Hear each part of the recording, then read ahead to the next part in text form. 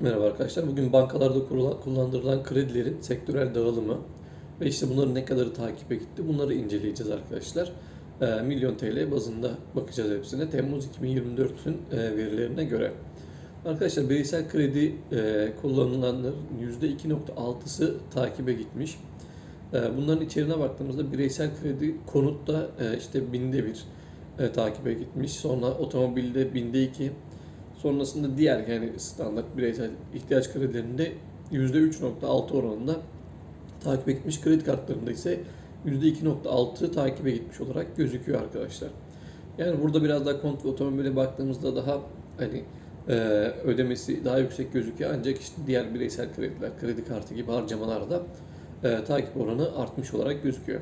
Toplam ve perakende de kullanılan kredilerin %1,3'ü takibe gitmiş. İnşaat sektöründe %4,9'u takip etmiş. Zaten işte kredilerin yüksek olması, inşaat sektörünün durgun olması vesaire gibi sebeplerle yani satışların durmasıyla inşaat sektörü de ciddi manada bir sıkıntı içerisinde ve %4,9'u takibe gitmiş. Emlak kiralama ve işletme faaliyetlerinde %2, ondan sonra baktığımızda taşımacılık ve depolama, haberleşme gibi sektörlerde %1,1 oranında takibe gitmiş arkadaşlar.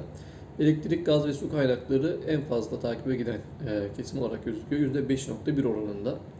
Tarım, avcılık, ormancılıkta binde 4 oranında takibe giden kredi var.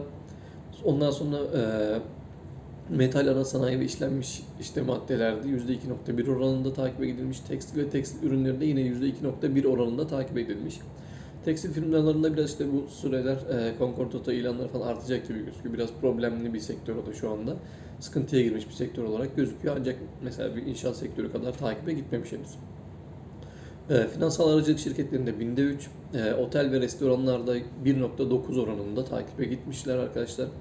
Gıda, meşrubat ve tütün ürünlerinde binde 9, ulaşım araçlarında binde 3, kimya ürünleri sektöründe binde 4, makine tesisatlarda binde 4 oranında takip etmiş ve diğerlerinde de bunların içine girmeyenlerde %1,4 oranında takibe gitmiş olarak gözüküyor. Bu şekilde baktığımızda burada en problemli de dediğim gibi elektrik, gaz ve su kaynakları, ikinci olarak da inşaat olarak gözüküyor arkadaşlar. Faydalı bulursanız takip edip yorum yaparsanız çok sevinirim.